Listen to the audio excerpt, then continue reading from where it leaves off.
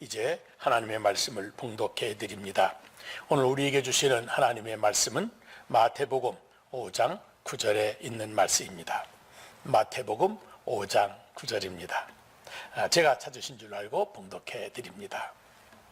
화평케 하는 자는 복이 있나니 그들이 하나님의 아들이라 일컬음을 받을 것이며.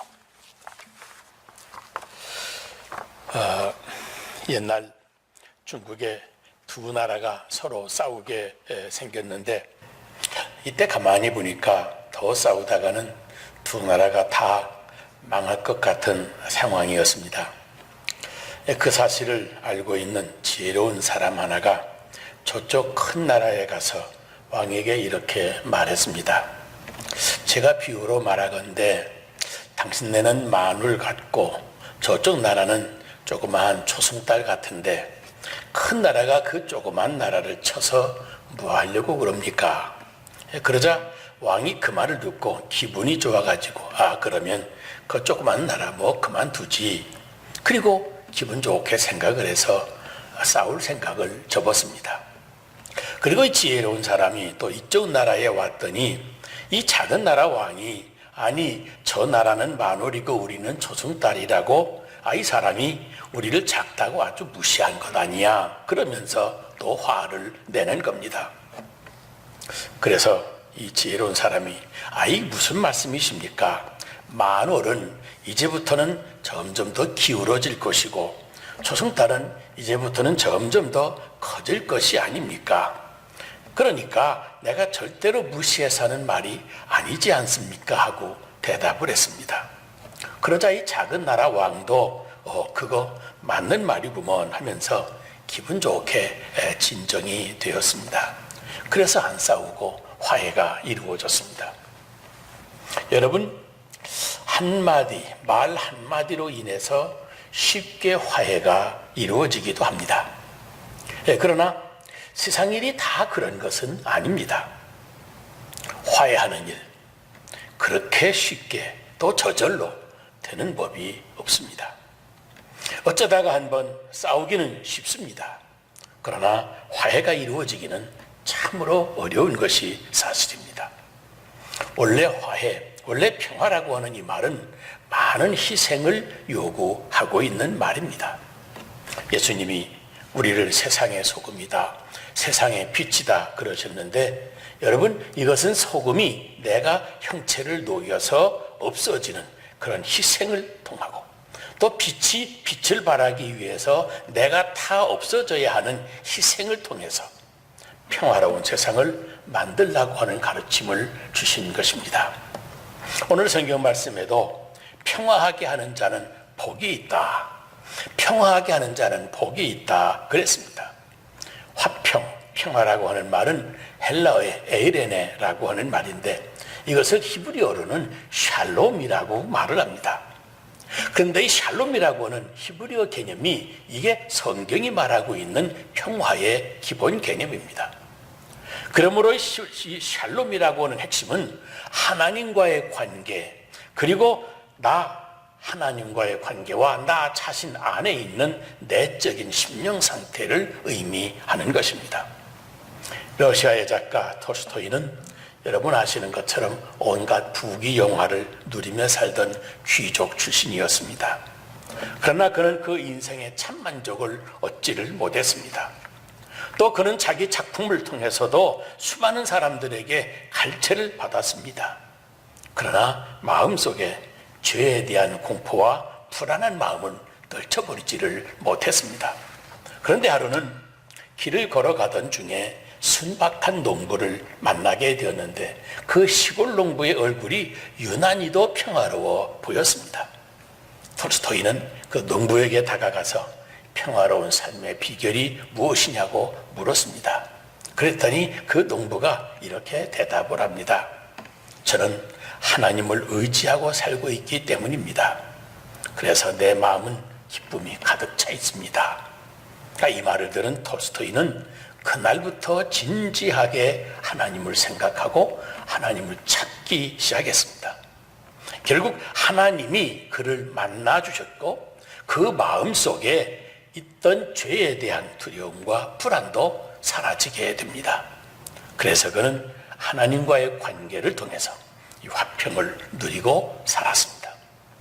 하나님과의 관계에서의 화평, 그 다음에 자기 자신과의 관계에서의 내적인 평화, 이것이 결과적으로 다 이웃과의 관계, 그리고 가족들과의 관계, 경제적으로, 정치적으로, 번영으로 이어지는 그런 모든 뼈대가 되어지는 겁니다.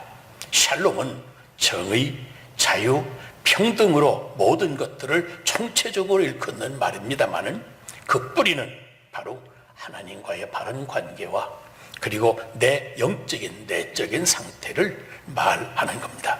그러므로 이것이 우리가 원하는, 우리들이 원하는 샬롬의 핵심입니다. 그리고 또 다른 하나는 화평이라고 말할 때 로마나 팩이라고 하는 것이 있습니다. 이것은 힘의 원리를 기초로 한 평화입니다. 원자탄을 개발한 로스앨러무스라고 하는 연구소가 있는 그 뉴멕시코주에 가보면 거기에 브래드버리라고 하는 과학박물관이 있는데 그 정문에 원자탄이 터지는 커다란 버섯 모양의 그림을 그려놓고 이렇게 큰 글씨로 써놓았답니다. 만약에 평화가 강대국 간의 전면전이 없는 상태를 말하는 것이라면, 만약에 평화가 강대국 간의 전면전이 없는 상태를 말하는 것이라면 1945년 이후에 이 세상에는 평화가 있는 것이다. 그런데 이 평화는 원자탄이 주는 평화다 그랬습니다. 이 평화는 원자탄이 주는 평화다. 여러분, 그렇습니다. 지금 원자력이라고 하는 엄청난 힘, 그 무기를 만들어 놓았기 때문에 강대국들은 싸울 수가 없습니다. 세계적인 전면전은 그래서 없는 겁니다. 왜요? 한번 일어났다 하면 다 죽으니까. 결국은 원자탄이 주는 평화를 누리고 있는 겁니다. 자, 이제 여러분 묻습니다. 이 원자탄이 주는 평화, 단순히 싸움과 전쟁이 없는 평화 상태, 그것이 정말로 평화라고 할 수가 있습니까? 그것이 정말 평화일 수가 있습니까? 하는 거예요. 그래, 원자폭탄, 그 이후에 지금까지 과연 세계에 평화가 있는 것이겠습니까? 아시는 것처럼 도처에 크고 작은 전쟁이 지구촌 곳곳에서 수없이 있어 왔습니다. 수많은 사람들이 그 전쟁으로 인해서 죽고 또 그로 인한 고통에 지금도 시달리고 있습니다. 그러므로 우리는 이것이 과연 평화인가 깊이 생각을 해보아야 됩니다. 아인슈타인은 평화는 힘에 의해서 유지되는 것이 아니다 그랬습니다. 오로지 이해에 의해서만 이루어질 뿐이다 지적을 했습니다. 여러분, 북한에 자주 가보신 분들 말을 들으면 언제 가봐도 북한은 조용하답니다. 데모도 없습니다. 파업도 없습니다. 그저 조용하고 한가한 듯 싶답니다. 그러나 언제 숙청당할까, 언제 보위부 감시에 붙잡혀 갈까봐 반항도 못하고 항거도 못하고 다들 불안해서 덜덜 떨면서 숨지기고 있기 때문에 조용한 것이라는 겁니다. 현실적으로 이런데 이것이 과연 여러분 평화이겠습니까? 아니, 오늘날 우리가 원하는 평화가 바로 그런 평화입니까? 그런 권력, 독재, 폭력, 일방적인 힘에 눌려서 조용한 상태, 여러분, 이것을 평화라고 할 수는 없는 겁니다. 조용한 것 같지만 지금 큰 전쟁이 없다고 해서 그래서 평화라고 할 수는 없는 겁니다. 어느 목사님이 6.25 전쟁 때 이야기를 하시면서 당신은 최일선에서 싸워보신 적이 있답니다. 근데 그 전쟁을 치러보고 나니까 생각되는 것이 하나 있습니다. 포탄이 터지고 기관총 소리가 정신없이 소리가 나고 할 때 그때 전쟁통이니까 어렵지만 그런 대로 함께 싸우고 견딜만 하더랍니다. 그런데 전쟁 중인데도 가장 불안한 때가 언제인가 하면 총소리가 멎고 포탄이 날아들지를 않고 갑자기 몇 시간 동안 또는 어떤 때는 며칠 동안 조용할 때가 있는데 그 조용할 때 그때가 가장 불안하더라는 겁니다. 왜요? 계속 뭔가 이 고요 속에, 이 침묵 속에 뭔가 지금 진행이 되고 있는 겁니다. 뭔가 적의 무력과 작전이 지금 준비되고 있기 때문입니다. 지금은 조용하지만 조만간에 이제 적군의 포탄이 떨어질 것이기 때문에 지금 그때가 불안함이 더 크다라고 하는 겁니다. 여러분, 조용하다고 평화가 아닙니다. 힘의 논리에 묶여서 조용한 이 노예적인 평화, 이것을 평화라고 할 수는 없습니다. 영적인 평화가 없는 사회적인 고요함, 그것을 평화라고 말해서는 안 되는 겁니다. 그것은 사회 공산주의로 나아가는 소위 평화 프로세스의 한 단면일 뿐이지 우리 자유민주주의가 원하는 진정한 평화는 아닌 겁니다. 보세요. 로마, 그 로마는 겉보기에는 그 사회가 조용했습니다마는 하루도 피를 흘리지 않는 날이 없었습니다. 결국 그 힘에 의해서 로마가 망하고 무너졌던 것을 우리는 그런 역사적인 사실을 기억해야만 됩니다.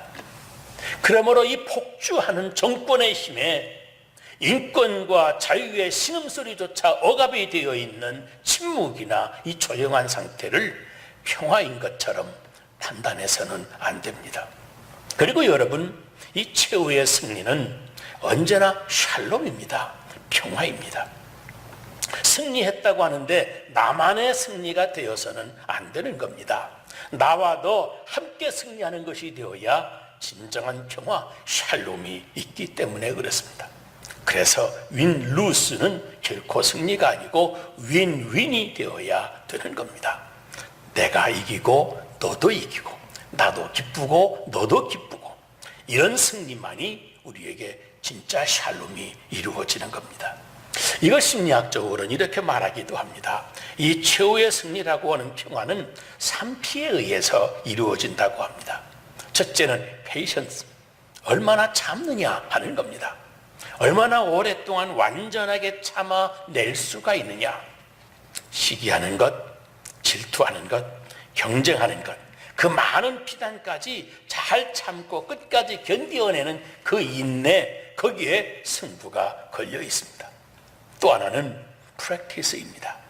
행동으로 옮길 수 있어야 됩니다. 생각만 하고 말만 하고 그래서 평화가 이루어지는 것은 아닙니다.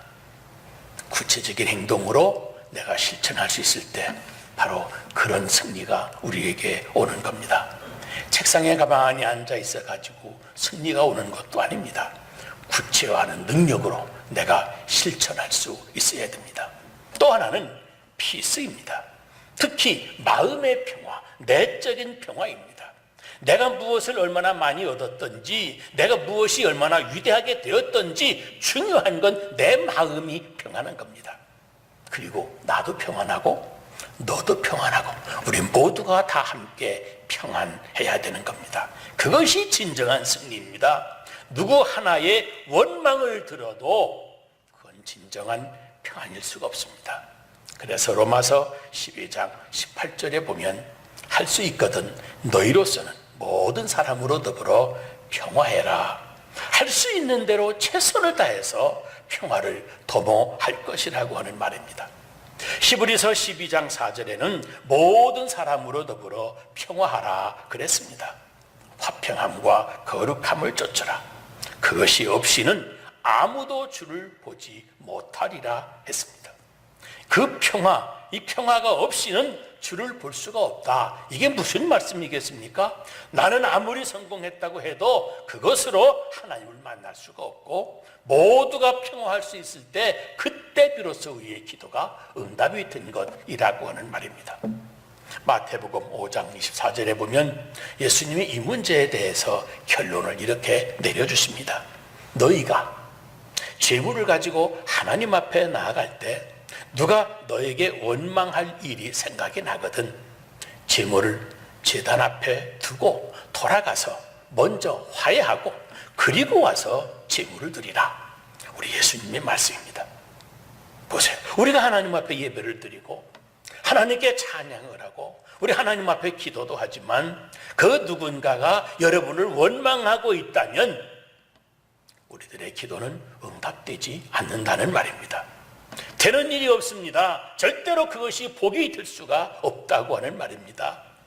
그러므로 평화가 우선입니다. 평화가 먼저 있고서야 비로소 모든 일에 형통함이 되기도 하고 복이 되기도 하는 겁니다. 그래서 patience, practice, peace, 이 최후의 승리를 향해서 점진적으로 성취해 가는 것입니다. 또 한 가지, 오늘 성경은 우리에게 대단히 중요한 역할을 강조하십니다. 평화, 이 화평케 하는 자는 그랬습니다.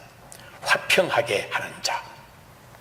이게 헬라어로 보면 에이레네 포에오에라고 했는데, 에이레네 평화라고 하는 뜻이고 포에오에라고 하는 말은 실천한다라고 하는 말입니다.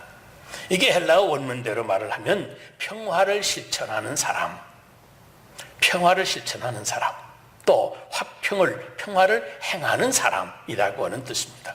이걸 영어로 우리가 쉽게 피스메이커라고 말을 합니다.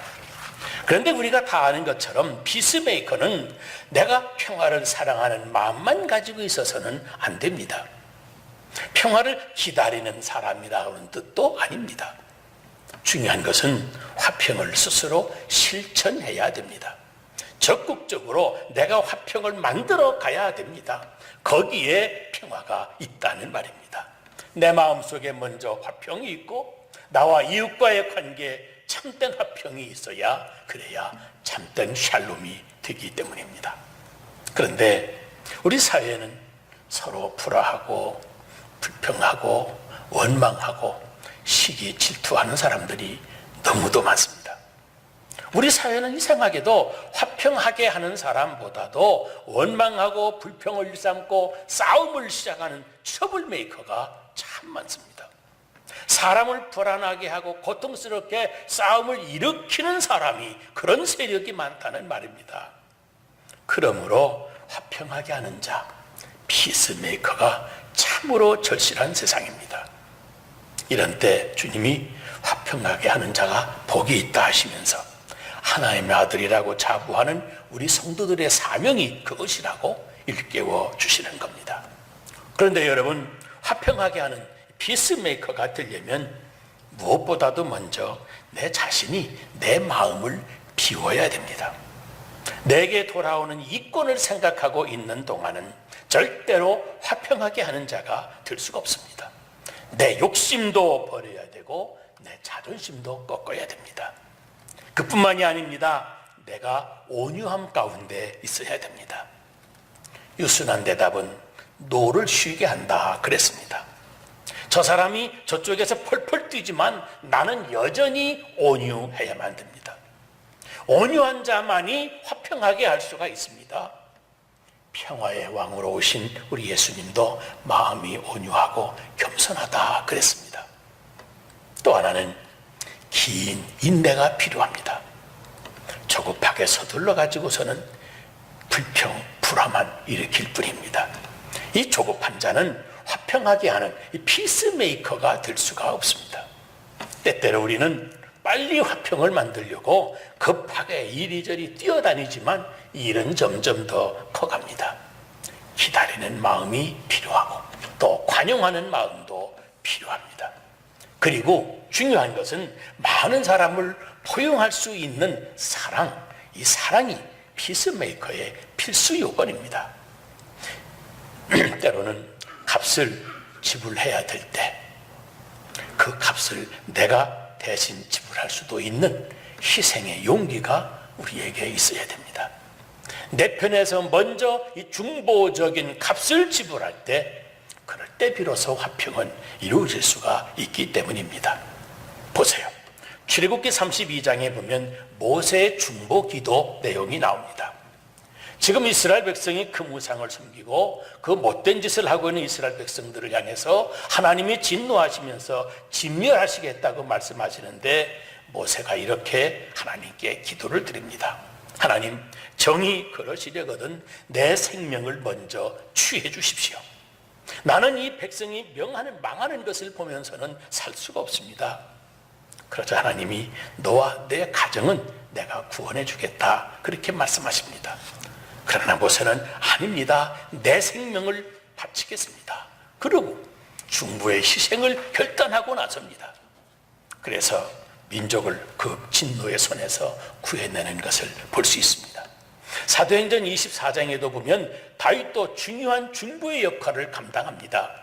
고난은 내가 감당하겠습니다 라고 희생을 결단했더니 그 후로 민족에게 닥칠 커다란 환난을 면하게 되는 것을 우리도 보게 됩니다. 아브라함도 마찬가지입니다. 소돔과 고모라와 그 조카 롯을 위해서 중보의 기도를 드렸는데 성경은 말합니다. 아브라함을 보아서 그 조카 롯을 구원해 주었다 밝혀놓습니다. 이렇게 화평하게 하는 자의 중보의 역할이 필요합니다. 그런데 여러분, 사실 예수님 자신도 이 화평을 위해서 이 땅에 오셨습니다. 이 중보의 역할, 피스메이커로서 십자가에서 죽으신 겁니다. 강을 사이에 두고 끊임없이 싸우던 두 부족이 화해를 시작했습니다. 그들이 시작한 화해의 아이라고 하는 관습이 이렇습니다. 한쪽 부족의 추장이 아이를 낳아서 100일이 되어 원수 부족의 추장에게 보냅니다. 그러면 그 추장은 그 아이를 받아서 정성껏 키웁니다. 만약 이 아이를 맡긴 부족이 전쟁을 먼저 일으키면 자기 주장인 자기의 아이가 제일 먼저 죽게 되니 절대 전쟁을 일으키지 않습니다. 그리고 한편 아이를 키운 추장은 모든 원수들의 부족들 중에 이 아이의 부족, 이 아이만큼은 신뢰합니다. 그래서 무슨 일이 생기면 이 아이를 중재자로 세워서 문제를 해결하곤 합니다. 그래서 이 아이가 있는 동안은 두 부족 사이에 평화가 있는 겁니다. 그럴 때 이 아이를 평화의 아이라고 한답니다. 여러분, 우리 예수님이 우리에게 평화의 아기로 오셨습니다. 이 평화를 위한 제물이 되셨습니다. 그래서 요한일서 2장 2절에 저는 우리 죄를 위한 화목제물이니 우리를 위할 뿐만 아니라 온 세상 죄를 위함이라 그러셨습니다. 그리고 베드로 에베소서 2장 13절 이하에도 주께서 십자가를 지심으로 원수된 관계를 화해하게 하셨다 그랬습니다. 우리 주님 자신의 역할이 바로 피스메이커 그것이었습니다. 그런데 여러분, 고린도후서 5장에 보면 화평하게 하는 직책을 너희에게 주었다 그랬습니다. 이제 우리 모두에게 그 화목하게 하는 직책을 맡겨주신 것입니다. 그러므로 우리도 서로 화해하고 화목하게 지내고 나아가서 피스메이커로 살아야 하는 것입니다. 나 자신이 이웃과 화목하게 지낼 뿐만 아니라 모든 불화한 관계, 원수된 관계에서도 사랑과 희생과 온유로 인내하면서 화평하게 하는 거룩한 역사를 우리가 실천해야만 됩니다. 이것은 단순히 삶의 한 지혜로 인식하는 것이 아닙니다. 이것은 서로 온유한 마음으로 양보하고 중보의 희생을 결단하고 또 실천하라고 하는 말씀입니다. 어떤 부부가 사이가 점점 나빠져서 오랫동안 티각티각거리다가 결국은 이혼을 하기로 마음을 먹습니다. 이혼하기로 마음을 합의하고 이제 집안 살림 물건을 나누게 됩니다. 이것은 남편의 옷이요, 이것은 아내의 옷이요, 이것은 남편의 구두요, 이것은 아내의 구두요. 살림살이를 둘로 나누는데 마지막에 딱 하나가 나온 게 있습니다. 몇 년 전에 불행하게도 어린 아들이 죽었는데 그 죽은 아들의 것을 그때 다 없앤 줄로 알았는데 그 남아있던 것 중에 하나, 이 아들의 일기장이 이때 나온 겁니다. 아버지는 이건 내 아들이니까 내가 가져가겠다 그러니까 엄마는 아니요, 그건 내가 낳은 내 아들이니까 내가 갖겠다 그러고, 그렇게 서로 다투다가 그 일기장 가운데를 이렇게 펼쳐보았습니다. 일기장 가운데 삐뚤삐뚤 쓰여진 어린아기 글씨로 아빠 사랑해요, 엄마 사랑해요, 싸우지 않고 사랑했으면 좋겠어요 하고 써놨는데 그 위에 해맑게 웃는 아들의 사진이 붙어 있는 겁니다. 세상을 떠나기 얼마 전 아들이 남겨놓은 겁니다. 그 일기장을 보다가 해맑은 아들의 사진을 보다가 두 사람이 그 그 아이의 소원을 이루어 줍시다. 그러면서 눈물로 손을 잡고 화해했다고 그럽니다. 피스메이커, 나 하나의 희생으로 인해서 서로 화해가 이루어질 때 거기에 하나님 나라 샬롬이 이루어지는 것이고, 바로 그때 하나님의 아들이라 일컬음을 받게 되는 것입니다. 여러분, 십자가로, 예수님의 십자가로 하나님과 인간이 화해되었다고 하는 것을 잊지 말아야 됩니다. 예수님께서 이 땅에 오신 것이 목적이 바로 화평인 것을 명심해야 됩니다. 그래서 우리에게 맡겨주신 사명도 화평입니다. 그러므로 참 화평의 뜻이 무엇인지를 알고 아주 진실하게 화평하게 하는 자의 거룩한 사명을 감당할 때 비로소 행복과 또 하나님의 자녀라 일컬음을 받게 될 것입니다. 우리 하나님과 화평하게 되신 여러분의 생애 후에 이웃과 더불어 화해하고 화평하게 하시는 성령님이 함께 해주셔서 화해의 기쁨과 평화의 축복을 다 누리게 되시기를 주의 이름으로 축복합니다. 기도하겠습니다. 사랑과 은혜가 풍성하신 하나님 아버지, 이 땅에 귀한 독생 성자를 피스메이커로